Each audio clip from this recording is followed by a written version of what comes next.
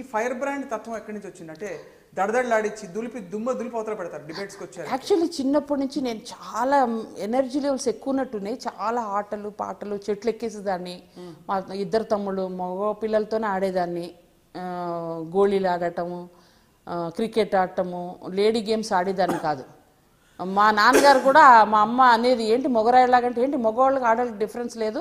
మా ఫాదరు ఆయన ఒక నెహ్రూ అభిమాని. మా ఫాదర్ పిచ్చ అభిమాని. ఆయన నెహ్రూ అనుకునేవారు, నన్ను ఇందిరాగాంధీ అనుకునేవారు. నెహ్రూ పెంచినట్టు అమ్మాయిలను పెంచాలి, అదే మా నాన్న సిద్ధాంతం.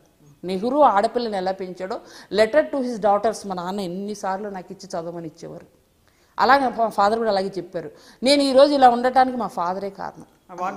అంతా మా ఫాదర్ ఉపన్యాస విశారద కదా. నాకు ఒకసారి రోషయ్య గారు, నేను స్పీచ్ మాట్లాడుతుంటే బాగా మాట్లాడింది గంగావాన్ అంటే, రోషయ్య గారు ఉన్నారు, వాళ్ళ నాన్నగారిది రాలేదు టాలెంట్, ఈమె మీద వాళ్ళ నాన్నగారు 1000 రెట్లు టాలెంట్. ఆయన మా ఫాదరే ప్రొఫెషనల్ ఉపన్యాస విశారద. ఫస్ట్ టీటీడీకి ఆస్థాన విద్వాంసుడు మా ఫాదర్, నాన్ బ్రాహ్మిన్. అంటే ఎన్ని వేదాలు ఉపనిషత్తులు వస్తే టీటీడీ ఆస్థాన విద్వాంసుని చేసుకుంటుంది. కంబాల కృష్ణమూర్తి చేశారు. సో గొప్ప సంపద అటు నుంచి ఇటు నుంచి. పుట్టినిల్లు మెట్టిల్లు రెండు కూడా మన ఇంటికి చుట్టాలు వస్తారు. నిజంగా చాలా మంచి వారసత్వానికి I'm very proud, I'm blessed. God మంచి ఇంట్లో భగవద్గీతలో చెప్తాడు, వేల వేల జన్మలైన తర్వాతే వాసుదేవుడు తప్ప ఇంకేంటి లేదనే భావన వస్తుంది. అలాంటి భావన సుదుర్లభము అంటాడు. అంటే ఎలాంటి జన్మలు మంచి అంటే, పుణ్యం చేసుకుంటే ధనవంతుల ఇంట్లో పుట్టిస్తాను, అది ఇదంటే చెప్పుకుంటా లాస్ట్ యోగుల ఇంట్లోని పుట్టిస్తాను. సుదుర్లభం అలాంటిది జన్మ చాలా కష్టం అంటాడు. యోగుల ఇంట్లో మనం జన్మించటం చాలా కష్టం అంట, ఎంతో పుణ్యం చేస్తే. నిజంగా నేను కృష్ణుడు నన్ను ఎంతో దయతోటి నన్ను యోగుల ఇంట్లో, నేను I'm proud to be Kambala Krishnamurthy daughter, I'm very proud to be Chundi Jagannath daughter in law, very proud to be as a mother. Really I'm a very great mother I can say. నేను దేశానికే కాదు ప్రపంచానికి ఒక మంచి సిటిజన్ ఇచ్చా, వర్ధన్ ఒక కొడుకునిచ్చా, ఉపయోగపడేవాడు. I'm lucky. అది నా గొప్ప కాదు, తాతలు ముత్తాతలు చేసిన పిల్లలకు వస్తుందంట కదా.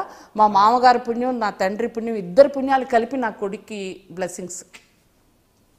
అంటే ఎక్కువ కొడుకుని ప్రేజ్ చేయకూడదు మనము, బట్ మీ కళ్ళల్లో అసలు నీళ్ళు తిరుగుతున్నాయి. చాలా మంచివాడు. ఈ నెవర్ సే లై, ఎవ్వరి మనసు నొప్పించడండి. చిన్నప్పటి నుంచి అసలు చిన్నపిల్లడు చేష్టలు ఆడటం మాట్లాడటం అల్లరి, క్రికెట్ ప్లే చేస్తాడు కానీ ఎప్పుడు కూడా అసలు నేను ఆశ్చర్యపోతుంటా. ఎప్పుడు ప్రహ్లాదుడి గురించి చెప్తాడు, పద్యం ఉంటుంది, ఆటల్లో కూడా బొంకని వాడని.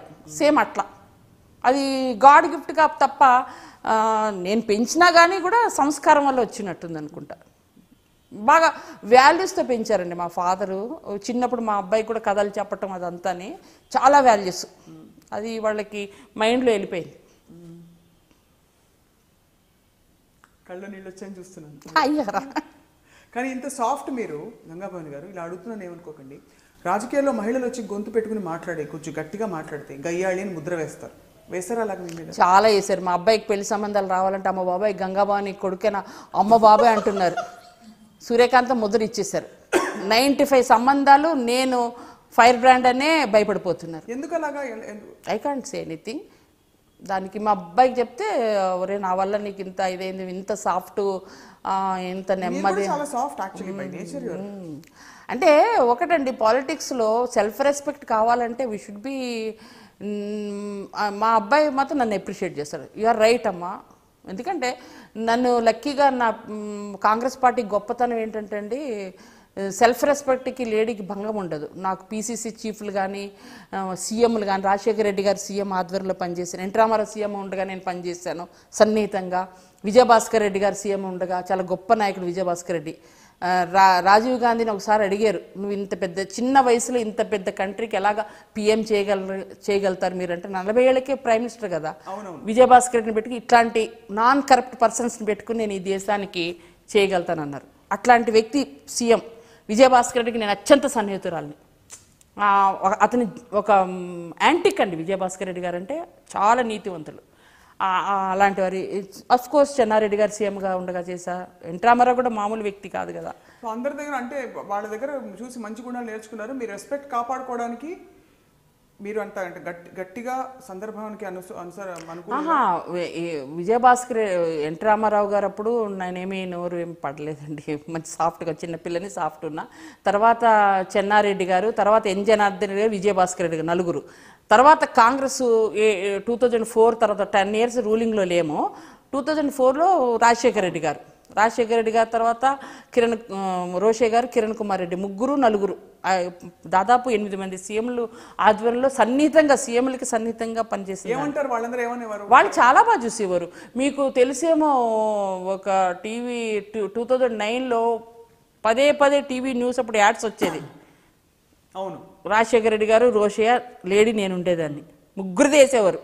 వీళ్ళ మన లీడర్లని అంటే మాకు నెగిటివ్ పబ్లిసిటీ ఇవ్వాలని కొన్ని ఛానల్స్ ఇచ్చే, కానీ వచ్చింది మేమే అధికారంలోకి, అంటే మేమే లీడర్స్ అని జనాలు ప్రూవ్ చేశారు, అంతే కదా.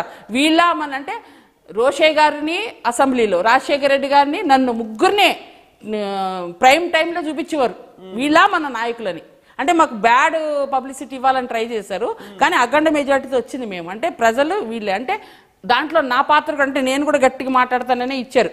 కోస్తా అని నేను కోస్తా అంటే నాది చూపించారు, నీ చెయ్యి తీస్తానని రోషయ్య గారు, ఒక తండ్రికి పుట్టావా ఎందుకని రాజశేఖర రెడ్డి గారు. ఈ పంచ్ డైలాగులు గంగాభవన్ గారు మీకెవరు రాసిస్తారు? అంటే మామూలుగా పొలిటికల్ ధాటిలో ఉన్నవాళ్ళు వాళ్ళకి స్వతహాగా వస్తాయి, బట్ ఒక మహిళగా మీకు నాకు ఎవ్వరు రాయటం కానీ, నేను ప్రిపేర్ అవటం కానీ ఉండదు.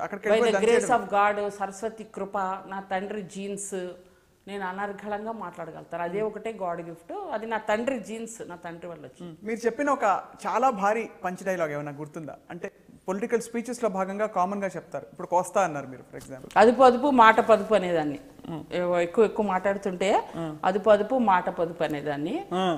నేను కోస్తా అంటే అందరు అడిగారు మీడియా వాళ్ళు, ఏంటి కోస్తా అంటే నేను కోస్తా దాన్ని అన్నాను. మీరు రాజ్ కుమార్ అన్న మీరు రాంగ్ ఇంటర్ప్రిటేషన్ ఇచ్చారు. కోస్తా దాన్ని అన్నానంటే నేను కోస్తా ప్రాంతానికి చెందిన దాన్ని, అది వెస్ట్ గోదావరి. నేను ఆ కంటెంట్లో ఉంటే మీరు ఇలా రాశారు, వాట్ కెన్ ఐ డూ అన్నా. కోస్తా దాన్ని అంటే చూపించారు కదా, మరి ఇట్లా అన్నారంటే ఆ మేనరిజం, మాట్లాడుతున్నప్పుడు చేతులు అవన్నీ ఊపుతుంటాం కదా, అట్లా ఇట్లా అంటే మీరు దాన్ని అట్లా పెట్టేసి మాట్లాడారని చెప్పాను నేను. అప్పుడే ఇచ్చా, ఏంటి మేడం మీరు ఇలాగా ఎంత చదువుకున్నారు, అప్పుడు ఎమ్మెల్సీ నేను, కానీ రాజకుమారి మై బెస్ట్ ఫ్రెండ్. అవును, అప్పటికి ఇప్పటికి. కానీ ఆవిడ ఏడ్చారు కదా మీరు ఏదో అన్నారని, అది అప్పుడేనా? ఏంటి అదొకటి. కానీ మీరు ముగ్గురు, మీరు ఇంకొకరు కూడా ఉండేవారు మీతో పాటు, చన్నపల్లి రాజకుమార్, నేను, గ్రంథి మాదేవ, ప్రసూన్ గారా, కాటగడ, మరి ముగ్గురు మళ్ళీ ఎవరు. మీ ముగ్గురిని అంటే ఈ అంటే మహిళా త్రయం అని, పవర్ఫుల్ లేడీస్ తెలుగు పాలిటిక్స్ అని అనేవారు, నిజమా? మేబీ రోజానా మరి తెలియదు. లేదు, రోజా గారు కదా, అప్పుడు 1980s లో 80s లో ప్రసూన గారు, కాటగడ ప్రసూన గారు. సో రాజకుమారి గారితో అప్పుడు గొడవ అయిందా మీకు? నిజంగా ఎప్పుడు లేదండి, ఈ రోజుకి లేదు. అప్పుడు ఏమైందంటే తను తెలుగుదేశానికి వెళ్ళిందండి, నేను కాంగ్రెస్ లో ఉన్నా.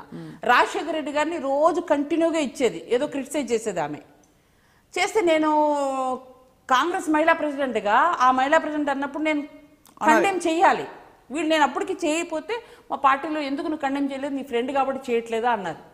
ఇంకా విధి లేని పరిస్థితుల్లో నేను సారీ చెప్పమన్నా, నా ఇంటికి వెళ్ళి అక్క నువ్వు తప్పు మాట్లాడుతున్నావు అని చీఫ్ మినిస్టర్, ఆ చైర్కి మనం రెస్పెక్ట్ ఇవ్వాలి, ప్లీజ్ సే సారీ, అపాలజీ చెప్పను అంతే తప్ప. మీరేదో అనేసారని ఆవిడ ఏడ్చారని చెప్పి పెద్ద వార్త వచ్చేసింది. మీడియా వస్తారు కదండి, కొద్దిగా నేను చెప్పాను కదా, కోస్తా అదుపు అదుపు మాట పొదుపు ఇట్లా మాట్లాడకూడదు. ఆ సీఎం కంటిన్యూ ప్రాసెస్ కదా, వాడు వీడు అనకూడదు కదా. ఏకవచనం అప్పుడు వచ్చింది TV9లో, మళ్ళీ ఎందుకండి ఏకవచనం ప్రయోగించకూడదు ఒక ప్రైమ్ మినిస్టర్. నేను ఏ రోజు చంద్రబాబు నాయుడు గారిని ఏమన్నా అంటే మీరు ఎప్పుడన్నా విన్నారా టీవీలో? ఎవరు ఏ సీఎంని కూడా నేను అన్నాను. ఏకవచనం చంద్రబాబు నాయుడు గారే అంటాను, ఏకవచనం ప్రయోగించను. ఎందుకంటారు అపోజిషన్లో మా పాలసీ చెప్పాలి, వాళ్ళు పాలసీలు క్రిటిసైజ్ చేయాలి. వ్యక్తిగతంగా నేను తిట్టడం అది పద్ధతి కాదు. అది ఇప్పుడు మరీ ఘోరంగా తయారైంది. ఇప్పుడు పరిస్థితులు చూస్తున్నాం కదా, అసెంబ్లీలో చూసాం కదా, అట్లా సాటి మహిళలను అట్లా అనటాలు అవన్నీ తప్పండి, అది చాలా తప్పు.